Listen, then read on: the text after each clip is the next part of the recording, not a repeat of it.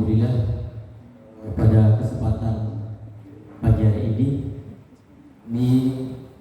diundang oleh dalam rangka menyampaikan program prioritasnya kepada anggota DPR di Komisi 10 ini.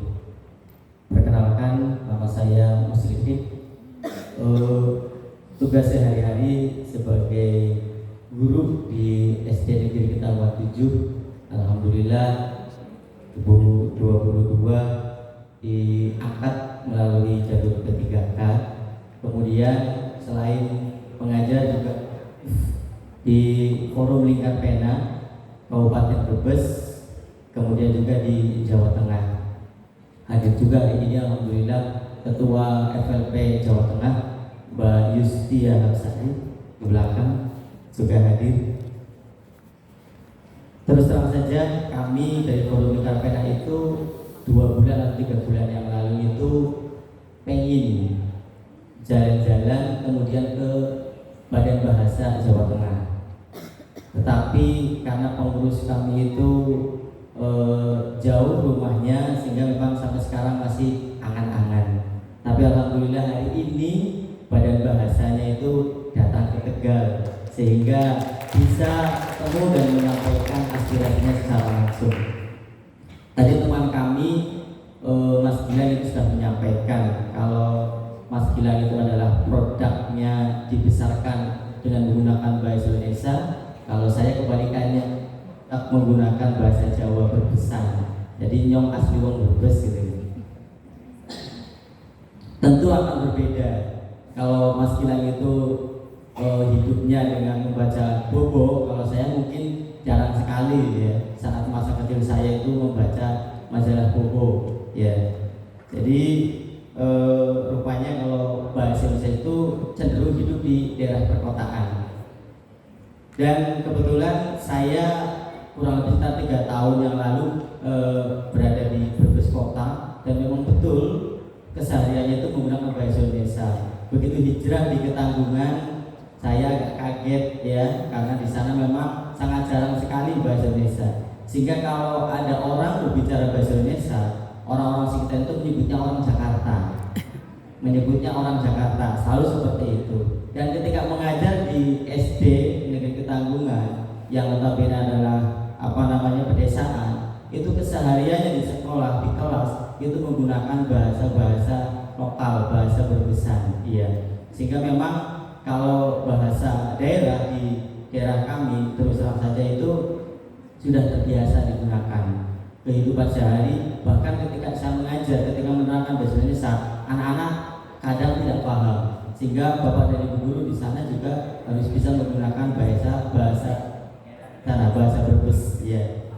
Kemudian yang berikutnya untuk masukannya, ini berdasarkan pengalaman kami yang ingin datang ke Badan Bahasa namun belum kesampaian. Jadi saya masukkan pertama untuk Badan Bahasa ini bisa membuka kantor cabangnya. Jadi tidak hanya di tingkat provinsi, tapi mungkin di tingkat keresidenan. Sekelas OJK saja kan sudah ada di Kota Tegal. Kenapa Badan Bahasa tidak bisa?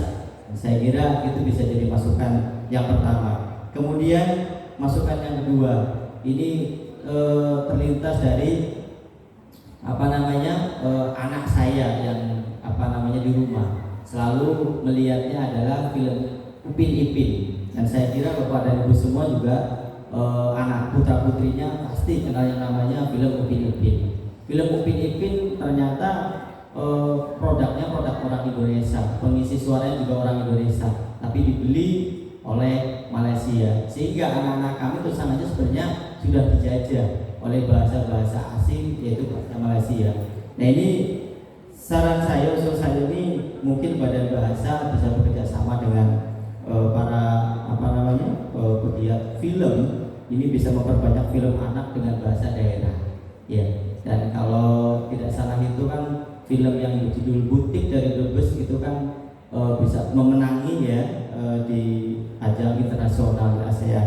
Ini juga sangat bagus dan ini bisa dijadikan lanjuti oleh Badan Bahasa. Berikutnya, kalau bahasa Indonesia ingin jadi bahasa internasional, tadi Pak Fikri menyampaikan orang China di di Indonesia itu sangat banyak, orang-orang luar sangat banyak. Mungkin salah satunya dijadikan syarat ya untuk turis yang mau kerja, yang mau masuk ke Indonesia itu tuh bisa bahasa Indonesia. Lah wong tenaga kerja Indonesia mau ke Jepang aja harus bisa bahasa Indonesia. Kenapa orang luar mau kerja di Indonesia nggak harus bisa bahasa Indonesia?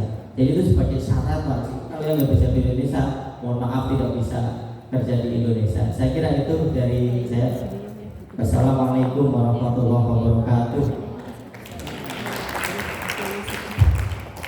Baik, terima kasih Mas Riki ya dari SD Tanggungan APLP Kota Brebes. Baik, terima kasih.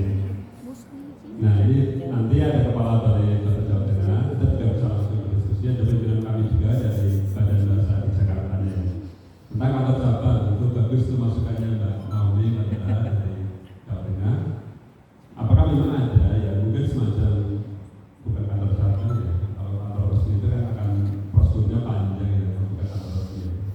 Tapi mungkin memang ada pemberdayaan duta-duta bahasa kami di tiap provinsi sebagai agen terdepan dalam pengembangan pembinaan bahasa. Jadi Bapak dan Ibu, kami perkenalkan ada adik kita yang menjadi pewara itu MC ya.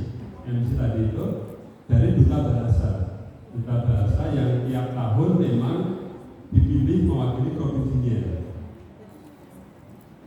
Dan duta bahasa provinsi itu tiap tahun pula dilombakan di Jakarta sehingga terpilih menjadi duta bahasa